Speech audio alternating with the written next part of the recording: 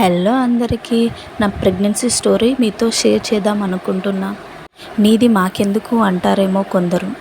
ఎందుకంటే నా ప్రెగ్నెన్సీలో చాలా ప్రాబ్లమ్స్ ఫేస్ చేశా. ఆ టైంలో ఎవరు నాకు సపోర్ట్గా లేరు. ఎందుకో రీజన్ తర్వాత చెప్తా.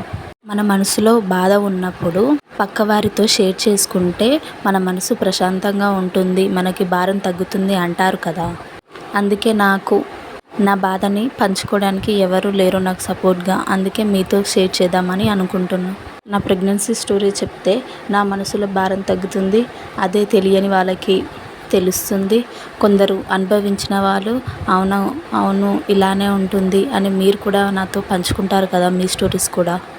నాకు సపోర్ట్గా ఎవరు లేరు అన్నాను కదా, మీ హస్బెండ్ లేరా, మీ పేరెంట్స్ లేరా అంటారేమో.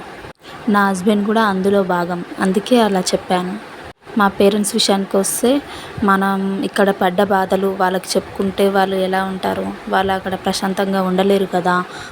వాళ్ళని ఎందుకు బాధ పెట్టడం అని వాళ్ళతో నేను చెప్పుకోలేకపోయా.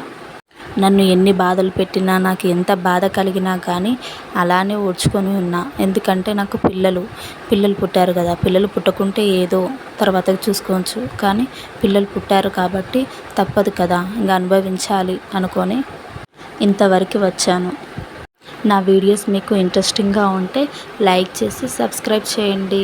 Okay, bye.